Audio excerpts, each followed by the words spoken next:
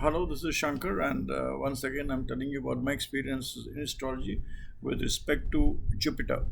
Now, whenever Jupiter is in the third house and Saturn in the fourth house, it's very bad. Your friends will, waste your money, make you to waste your money, snatch your money. They will make you lose your money. So be careful. Whenever you have Jupiter in the third house and Saturn in the fourth house, it is not good. Friends will snatch or take away your money by deceiving you. So better be very careful. Who those who have Jupiter in the third house and Saturn जिसका चौथे घर में हो. However, if you have Jupiter in the fourth house and Saturn in the second house, Jupiter in the fourth house and Moon in the second house, it's an excellent time.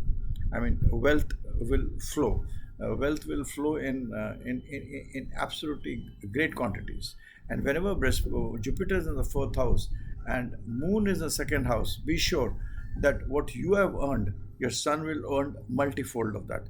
Just by seeing these two planets, if you have Jupiter in the fourth house and Moon in the second house, your son, or even your daughter, especially son, the eldest person, eldest son, eldest ward, it could be a son or a daughter in the present contest, is going to earn much more money than what you've earned in your lifetime. At least twice of what you've earned, I'm sure about it. I've seen so many horoscopes where this holds correct.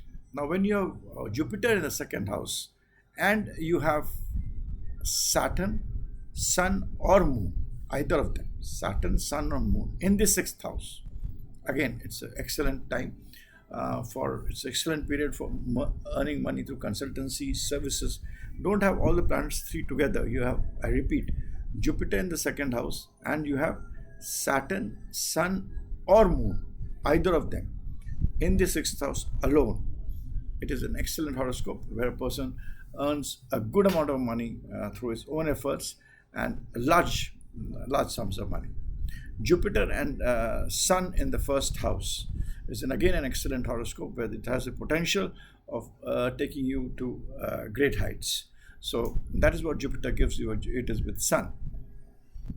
However, one should be, and when I talk about Jupiter in the second house and Saturn, Sun, or Moon in the sixth house, the eighth house should not have anything. The eighth house should be empty, and there should be no planet in the eighth house. It augurs very well and does very well for the person in question. So these are certain tips which I want to tell you. Jupiter in the third house, Saturn in the fourth house, Jupiter in the fourth house, Moon in the second house, right?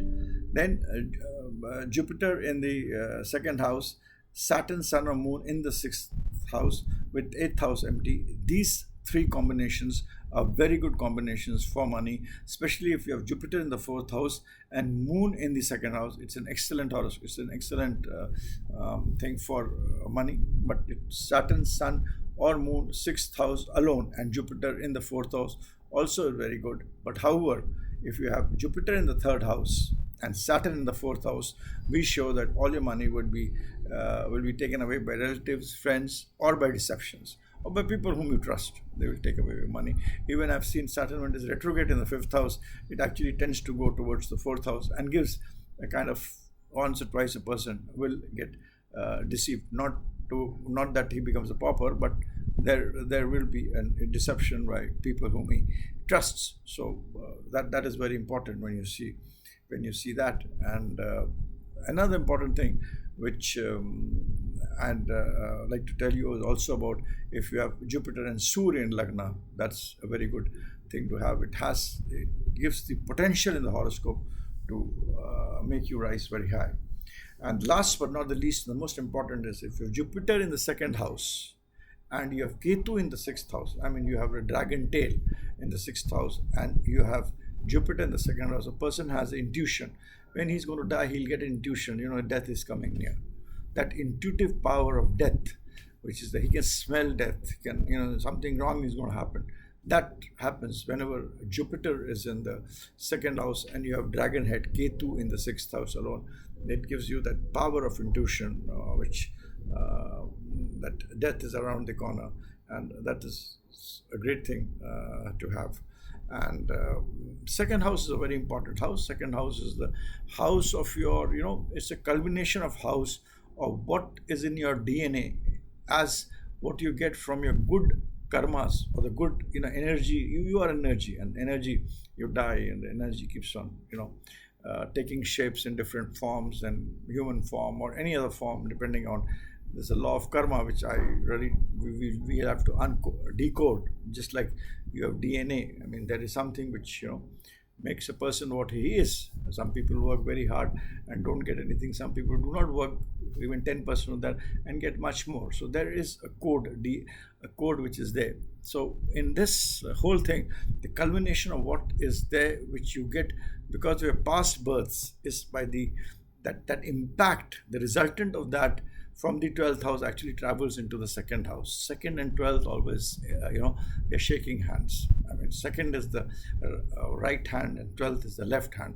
So you get what you're supposed to get in the second house. So here, if Jupiter and Venus are together in the second house, be clear that you're going to be humiliated, you're going to be disgraced, you will have a lot of problems if Jupiter and Venus are together in second house. Jupiter and Venus itself in any house will create issues for the life things of that particular house.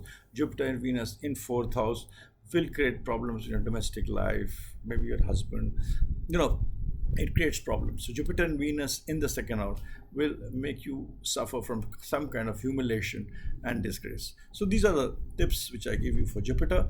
With this, I end this video, and this is Shankar signing out. To know more about me, you can go to my website shankarstudy.com, Shankar with a E, or write to me at connectingstars@gmail.com. Thanks, and bye for now.